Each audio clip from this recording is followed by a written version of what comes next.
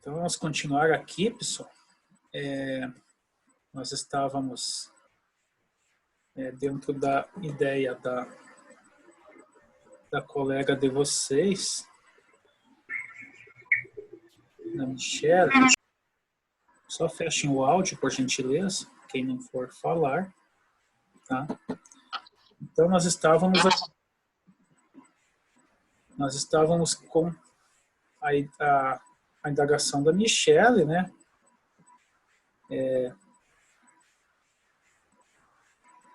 A respeito da questão, né?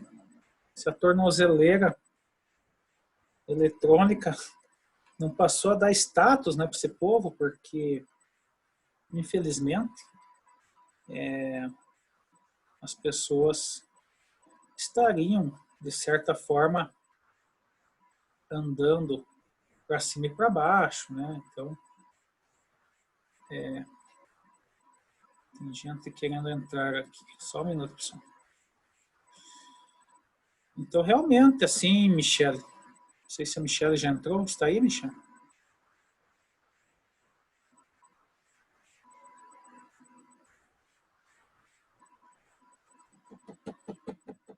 Então, realmente, o que a gente vê hoje é muito comum as pessoas realmente desfilarem por aí com tornozeleiras eletrônicas, né?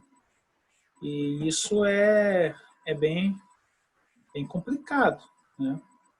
Então, dá uma certa sensação, né, em quem nunca praticou um crime, de que há uma certa impunidade. Está me ouvindo, Paulo? Sim. Beleza. A Michelle está aí? Sim, eu estava ouvindo, professor.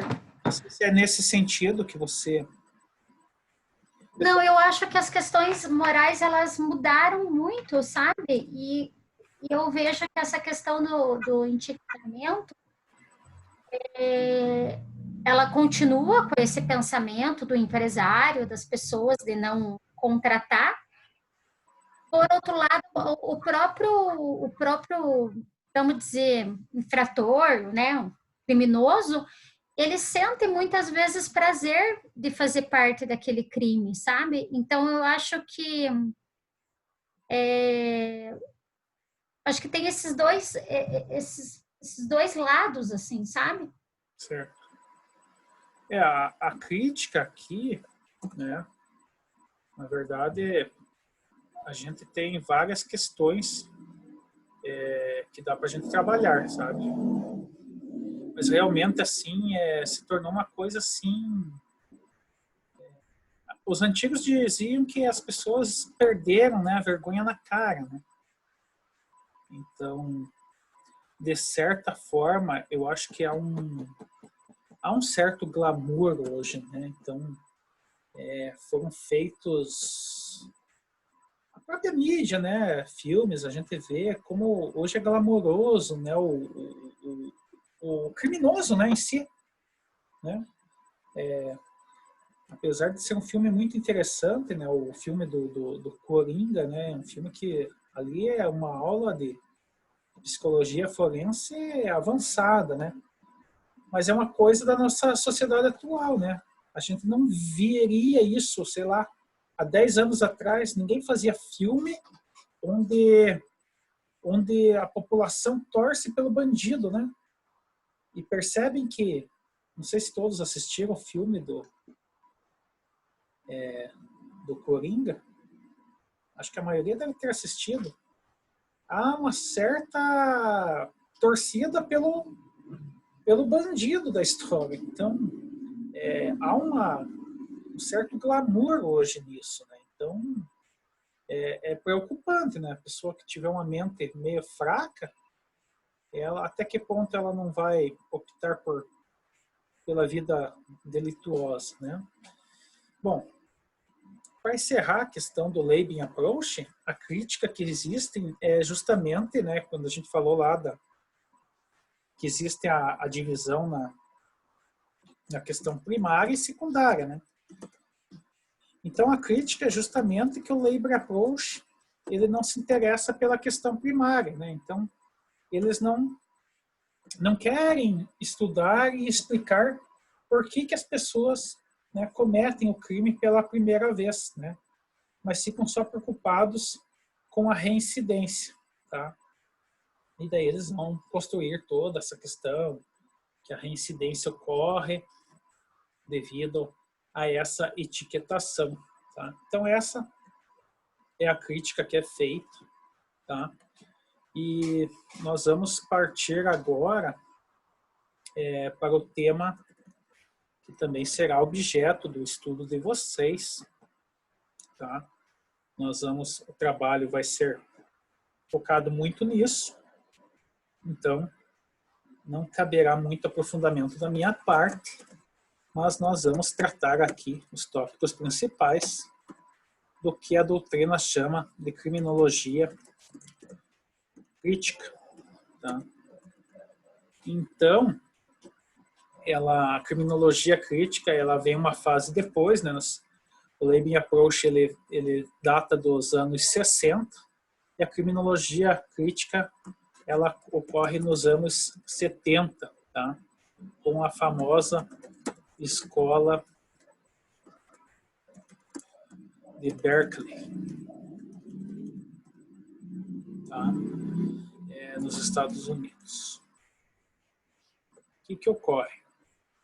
A criminologia crítica, ela também é chamada por alguns de criminologia radical ou ainda de nova criminologia, tá? E é o que nós temos hoje, assim, que ainda é muito discutido. Provavelmente o professor Akhenaton gosta muito dessa parte. E a gente vai ver os desdobramentos do que a criminologia crítica vai trazer para nós, tá? Eu não tenho um posicionamento pessoal, porque eu sou um eterno insatisfeito e nunca acho que uma teoria está plena e acabada e que ela pode ser adotada para todos os casos, tá? Então, primeiramente, a criminologia crítica, ela vem da onde? Ela vem desse camarada aqui, chamado Karl Marx, tá? Então, a base da criminologia crítica é o marxismo, né? E daí eles já vão dizer que o delito é dependente do modo de produção capitalista.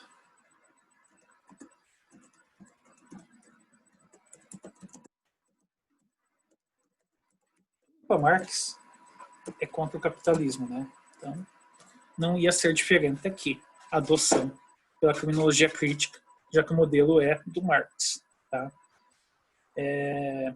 Eles vão questionar o direito, vão chegar ao ponto de dizer que o direito não é uma ciência, apenas uma ideologia, e que as pessoas são, que os atos das pessoas são considerados criminosos apenas pelos interesses das classes dominantes, né? Aqui na criminologia crítica, eles vão criticar o direito penal, né? Eles vão dizer que o direito penal ele alimenta as desigualdades sociais, o direito penal ele serve, né, para manipular a sociedade, para manter cada um no seu quadrado, né? Então, para você evitar essa ascensão, essa possibilidade de mudança de status dentro da sociedade, tá? Então, nesse sentido, a criminologia crítica ela vai falar, né, que o direito penal ele é uma coisa, né, as leis penais elas geram uma estabilização da sociedade, né, uma estabilização temporária. Então, em algum momento isso vai ruir, né?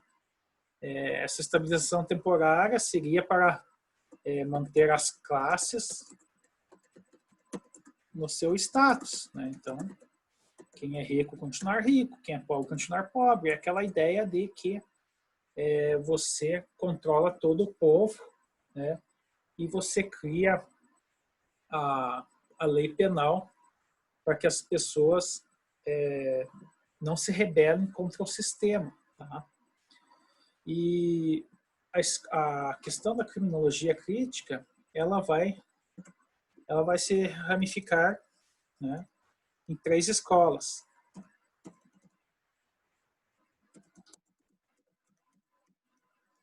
Primeiramente, tá?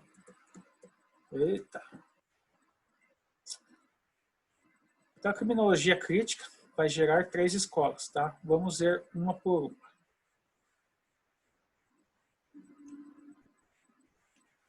Deixa eu só achar aqui. Tá.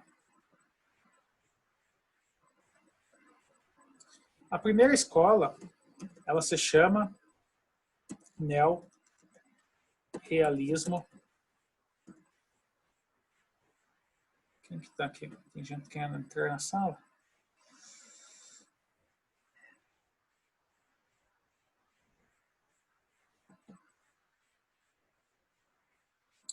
Pessoal, se tiver alguém querendo entrar na sala, me avisem, tá? Porque às vezes pisca um negócio aqui, não consigo escrever. Bom. Vamos lá. Neorrealismo de esquerda. Tá? Essa é a primeira divisão da escola crítica. Então, o que ocorria? Tá? Essa foi uma reação àquela ideia do direito penal máximo, né? Que tinha que ter tolerância zero com a criminalidade e tal. Então, aquela ideia de que todo mundo tem que ir para a cadeia e tal, não sei o quê. Então, o neorrealismo, ele vem primeiramente com a ideia de que somente os crimes mais graves devem ir para o cárcere. Tá? Então, perceba uma ruptura grande aqui. Tá? Então, ele vem com a ideia, se nós tínhamos uma ideia que a regra é cometer um crime e vai para a cadeia, a regra aqui, ela vai ao contrário. Né? Então, a regra passa a ser a liberdade nessa escola, e somente em casos mais graves é que essa perda de liberdade seria justificada. E eles defendem até que certos crimes, né, sejam descriminalizados.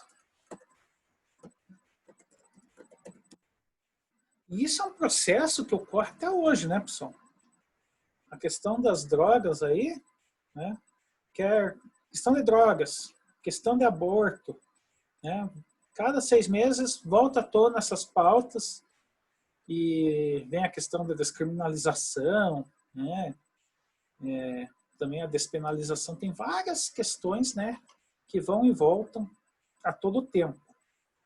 Esse neorrealismo de esquerda, tá, ele vem dizer, né, que, primeiramente, vai existir menos controle penal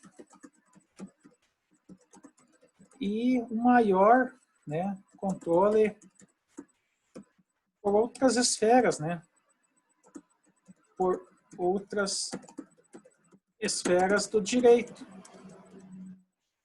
O que isso me lembra, pessoal? Última rácio. Né? Olha que legal. Olha como a criminologia ela dá palpites no direito penal a todo momento. Tá? Segundo ponto do neorrealismo é a reinserção dos delinquentes. Tá? Então, qual que é a ideia? Em vez de eu marginalizar, de eu rotular, excluir essas pessoas, eu tenho que buscar alternativas, tá? Então, assim, vamos pensar que há uma gangue de pichadores. Será que é mais interessante eu mandar eles ficarem 6 meses presos? Ou é mais interessante eles ficarem 6 meses prestando serviços comunitários, lavando paredes de escolas,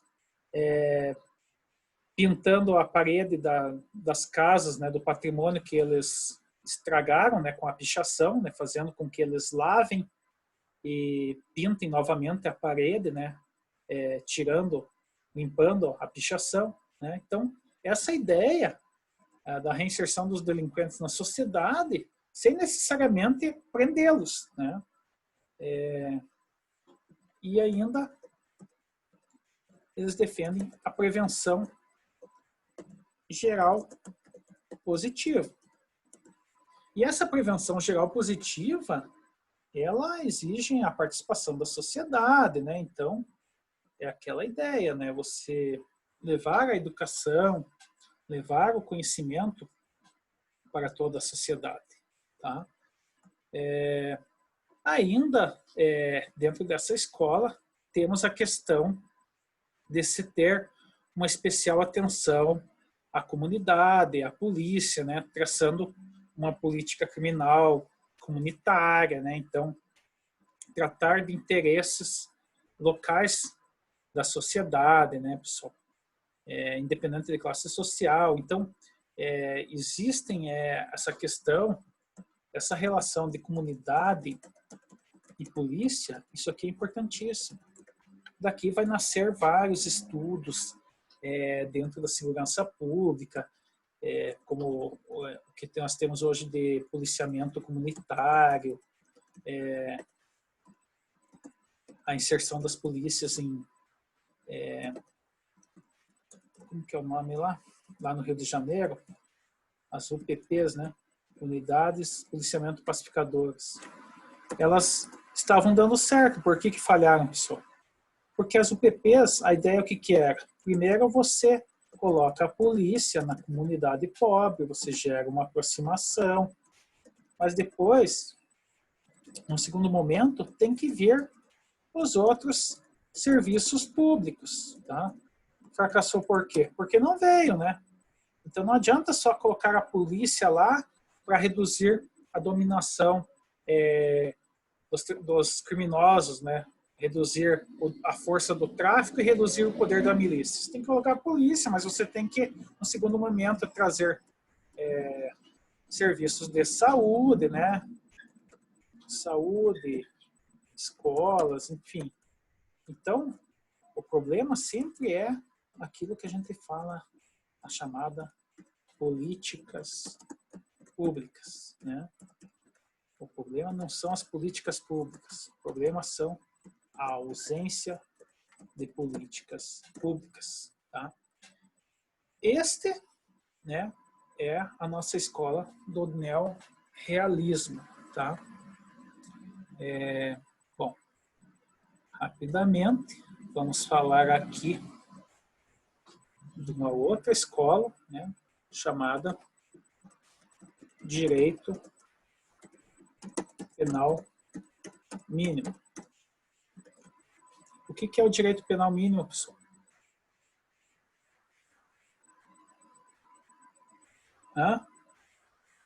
Vocês devem ter ouvido falar disso.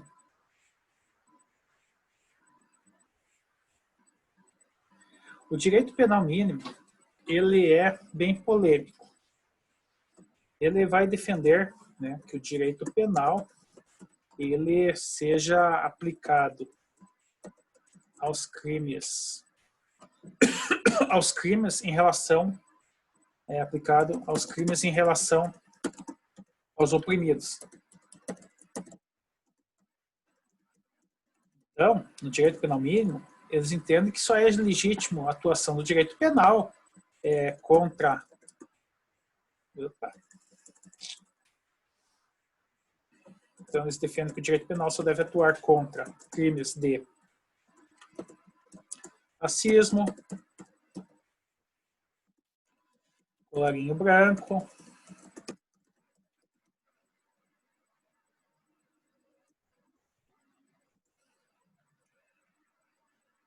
Organização criminosa. Crime. Organizações criminosas. E demais crimes de opressão. Tá? Então, eles vão dizer que os crimes, os famosos crimes de massa, né? Por exemplo, furto, não deveriam ser tratados pelo direito penal.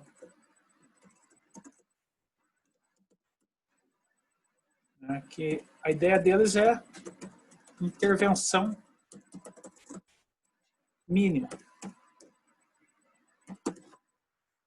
E para que nós tenhamos um debate, eu vou encerrar por aqui e eu quero ver o que vocês acham, né, disso. Vamos lá, pessoal. Por favor, se manifeste. Será que... Para mim, a intervenção mínima acaba virando mais bagunça do que já é, né? Pois é. Será que dá certo isso no Brasil? Com certeza não. Vamos dizer que a partir de hoje, quem furtar não vai mais para cadeia. Será que vai dar certo? Um país E correndo risco de ser preso, que já é pouco risco, mas se correndo risco as pessoas já fazem. Né? Furtar celular não é mais crime. Podem abrir a câmera. A gente só vê... Opa, desculpa. Alguém estava falando junto. Quem quiser falar, pode abrir a câmera aí, pessoal. Vamos fazer um debatezinho aqui. Eu acho que o problema do Brasil, assim, eu acho que o direito penal mínimo, eu concordo com acho que foi a Bianca que falou, né? Sobre a questão de que tem que, não pode deixar de punir, porque senão vai virar uma bagunça, já é um país totalmente violento. Só que o que eu acho muito errado no Brasil é você perceber que só quem responde pela criminalidade e pelo que a população cobra é da população mais pobre. Porque se a população brasileira realmente ela olhasse a criminalidade como ela vê quando alguém rouba o celular dela, ela não votaria em político desonesto. Ela não colocaria aí, compraria de empresários onde ela sabe que, vamos dizer, o cara não respeita as leis ambientais, que há denúncias aí. Ou que, eu gosto de bicho, mas eu compro de uma empresa que maltrata animal. Então, eu acho assim que parece que eu acho que é uma hipocrisia, entendeu? Porque as pessoas falam tanto da criminalidade, mas a partir do momento que um político te rouba, né, seja qual partido ele for, e a população, mesmo sabendo que tem todos os indícios que ele já estava roubando, eles vão lá e colocam, seja como prefeito, governador, presidente ou outros, pois, sabendo que aquela pessoa cometeu uma criminalidade que vai faltar na educação, na saúde, na moradia, né? Então, eu vejo que essas políticas públicas penais, elas só são para os pobres. E há uma grande hipocrisia do brasileiro, porque a partir do momento que eu voto num corrupto, então, que tem até outro nome, só porque rouba dos órgãos públicos, né? Não é chamado de ladrão, sabendo que ele roubou lá milhões, eu continuo votando, brigando muitas vezes na internet, defendendo, sendo que tem postagens ali comprovando, né? E daí, quando uma pessoa rouba um celular, daí eu quero que aquele cara fique preso a vida inteira numa cadeia. Ou quando um político rouba, ele também mata, de uma maneira ou outra. Porque muitas vezes mata muito mais. E aí eu não vejo o brasileiro indo para as ruas reivindicar tudo isso. Eu vejo o brasileiro indo para as ruas quando é pelo futebol, quando é pelo carnaval, Eu não vejo brasileiro indo para as ruas para reivindicar os seus direitos sociais. E quando as pessoas fazem isso, você passa tipo de briguenta, de sem vergonha, Comunista. de artista, né? Me chamam de comunista? Bastante. Era o meu apelido. Ultimamente, se você defende os direitos constitucionais, te chamam de comunista. Eu não sei o que acontece. Ou eu sou anarquista ou eu sou comunista. Eu sempre levo esses dois. Até porque eu gosto de Marx também. Então, não ligo, pode me chamar. Mas eu acho assim que a gente vê essa fala do brasileiro e aí eu vejo uma hipocrisia, sabe, professor? Eu acho que ou você é de um lado ou você é do outro, ou você vai pelo certo ou você vai pelo errado, mas tem um pensamento. Agora, quando você fica indo para dois lados, dois pesos, duas medidas, eu não consigo entender essa sociedade, sinceramente. É uma coisa que me indigna muito, assim, em relação ao pensamento da população, de uma forma geral.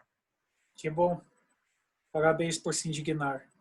Bem-vindo ao time. Paulo, quer falar? Então, eu vejo que no Brasil, e mais especificamente no direito penal, há muita intervenção da mídia, porque há muito... por exemplo, você só a vítima só tem certeza que vai ser punido mesmo se a mídia estiver em cima. Porque se a mídia não tiver em cima, não der bola para aquela demanda, muito dificilmente que os crimes... Porque já dando ênfase a impunidade já é bastante, imagine sem dar ênfase, né? Só que a mídia, ela é um quarto poder, né? Também se a mídia abraçar, né, antes do teu julgamento que você é condenado, meu amigo, esqueça. Pode pegar o melhor advogado do mundo que você vai sair de um tribunal de júri condenado, né? Isso também tem esse lado, né? Mas eu reconheço o papel da mídia mais importante, né? Que a imprensa atue livremente do que ela não tenha espaço. Quer falar mais alguma coisa? Roberto, Marcos? Vamos lá, pessoal. Professor, pode falar. A teoria, você falou ali que a teoria diz que Está ouvindo? Sim, pode falar. Que o direito penal não deveria, esses crimes mais leves não deveriam ser tratados pelo direito penal. Mas aí ela fala por quem deveria ser tratado ou isso deveria ser, sei lá, distribuído entre os outros ramos do direito? Aí vai ter várias ramificações, né? Eles querem, na verdade, assim, o direito penal não deve se preocupar com furtos. Ele tem que se preocupar de crimes contra a vida, né? Você tira a vida de alguém, você é racista, você gera opressão, você faz um crime de colarinho branco. Eles querem que o direito penal só cuide das coisas mais importantes. Porque para a teoria do direito penal mínimo, crimes patrimoniais não têm importância, né? E, de certo modo, se a gente for uma pessoa menos materialista, a gente realmente vê que, para mim, o que não posso perder é a minha vida, né? Se alguém furtar meu celular, óbvio que eu não vou gostar, mas a relativização dos valores é menor, né? Eles não dizem especificamente, né? Mas hoje tem muita construção dentro de justiça restaurativa, né? Tentar identificar a pessoa. Uns mundos assim, sabe? Meio surreal. Você identifica a pessoa, tenta que a pessoa te devolva o celular. Umas coisas assim que eu fico pensando no Brasil e digo, não tem como dar certo no atual desenvolvimento da nossa sociedade, né? Nós não estamos num país evoluído, num pensamento, né? Não moramos na Noruega. Aliás, se nós morássemos na Noruega, nós não teríamos preocupação de ninguém furtar nosso celular, né? Porque todos têm acesso e conseguem comprar um bom celular. Então, assim, essas teorias, elas viajam muito, né? Então, elas ficam pensando num mundo ideal e para a gente adaptar isso no Brasil é extremamente difícil, né? Eu estou expondo aqui a teoria porque ela existe, não porque eu concordo com elas, né? Mas, assim, a preocupação dela, Marcos, não é dizer o caminho aonde que vai se resolver esses crimes menores. A preocupação da teoria do direito penal mínimo é só tratar como direito, como crime, aquilo, né, que vai se tratar da opressão, né, que é o racismo.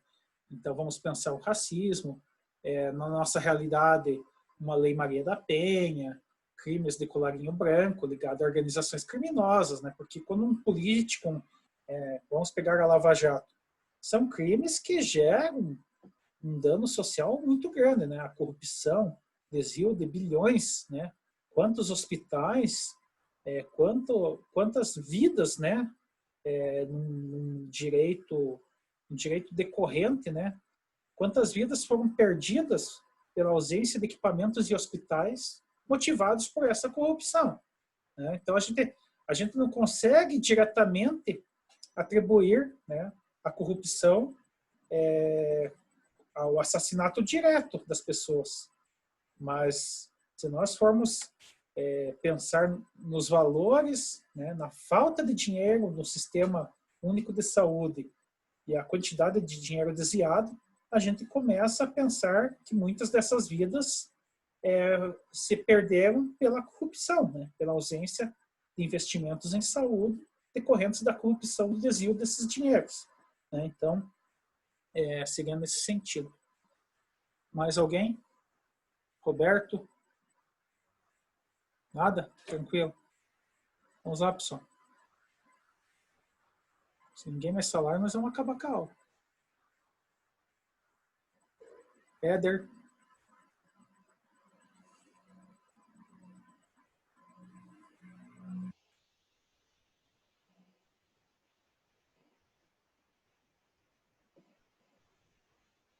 Mais alguém? Que acendeu o quadradinho do iPhone de Éder. Mas não saiu nenhuma voz. Então, pessoal, podemos encerrar? Então, vai ser colocado lá, mesmo sistema, uma questão sobre a aula de hoje. Esperar uma semana para responder, para a gente validar as presenças. Hoje me parece que tem bem menos gente, né? Professor, validar quem participa. Daí a gente não precisa escrever lá. Calma aí. Pensa nessa ideia. Calma aí, deixa eu ver. O problema é que tem gente aqui que loga aqui, sabe? E não está assistindo a aula, entendeu? Não, mas se a pessoa ir participar, nem que ela fale uma ideia pequena, o senhor vai lá, marca o nome que participou, o senhor não dá. Não precisa escrever lá. Eu acho que essa aula vai ficar muito mais interativa. Começar a fazer presença por ligar a câmera, entendeu? Não, ligar a câmera não, mas falar pode. Não tá com a câmera. Pode ser, ou quem falar, pode ser, quem quiser, ou fazer o comentário. Mas eu acho que nem os alunos que participam já dava para colocar aí uma presença, a gente não precisa escrever lá. Então vamos lá, cada um fale seu nome, um de cada vez. Marcos. Janaína. Bruno. Quer ligar? Leber. Calma. Karen. Bruno. Gina. Calma. Vamos devagar. Marcos, Roberto, Michele, Janaína, Bruno, Kleber. Bruno Maia. Bruno, Karen. calma aí. Da Amanda. Anderson, deixa eu... Indina. Anderson Ramos. Deixa eu falar o nome de vocês. Quem eu não falar se manifesta. Vou começar de novo. Marcos, Michele, Janaína, Bruno Maia, Kleber, Anderson, Roberto, Indina, Amanda. Professor, Oi. eu sou Amanda Pontes. Amanda o quê? Pontes. Com Amanda Pontes. Paulo, Bianca, Mona Lisa, Giovanni. João Pedro, tá aí? Ô, professor. Éder, Leonardo, Fábio Gabriel. Fábio, Raidson, tá aí? Presente? É Raidson que fala? Isso. Faltou alguém? Faltou eu. Diga seu Ô, nome. Karen. Professor, marcou o nome do Éder ali, que ele falou que o microfone dele não funciona no Zoom aí. iPhone de Éder. Karen Barbosa. Alana Cruz. Quem mais? Andressa. Andressa. Faltou alguém? Não, né? 12. 16 alunos, só isso? Tem 22 aqui, né? Participantes, sim. 21. Alguém não ouviu o seu nome? Eu tenho 21 nomes aqui. Vou ler. Marcos, Michele, Janaína, Bruno Maia, Kleber, Roberto, Anderson, Indina, Amanda Pontes, Paulo, Bianca, Mona Lisa, Giovanni, João Pedro, Éder, Leonardo, Fábio, Raidson, Alana Cruz, Karen Barbosa e Andressa. Isso aí, quem que faltou? Ah, é 22 porque tem eu, né? Professor, tinha um menino que falou, acho que o Bruno, Bruno que Maia. deu o nome ali bem no começo. Bruno Maia, não é? É. Nossa, tem 22, eu tenho 21, tá certo. Ah, então tá certo. então Então. tá. Eu não conto, né? Eu já me formei, graças a Deus. Não preciso assistir Então, aula beleza. de Que criminologia. bom, né? É ótimo. Não senti saudades, viu? Melhor fase da vida é essa. Beleza, pessoal? Então, Beleza, Obrigada, professor. professor. vocês 21 aqui estão dispensados de responder o questionário. Tá bom? Ai, valeu. Muito Professor, obrigada. da semana passada eu não respondi ainda, senhor. Tá lá Até no ar para hoje. responder? Até hoje. Até hoje? É, claro. Ah, É moleza? E a moleza faça, sei lá, que curso aí. Eu não sei. Vou ver lá então. Faça tecnólogo, balé à distância. Não, balé não é muito fácil também, né? Ah, mas a distância deve ser, né? Não sei. Beleza? Beleza, professor. Valeu. Até. Eu Um abraço. vou fazer o sorteio dos grupos, depois eu mando o link lá no WhatsApp. Tá, obrigada, professor. Tchau, tchau. Positivo. Valeu. Obrigada. Tchau. Tchau.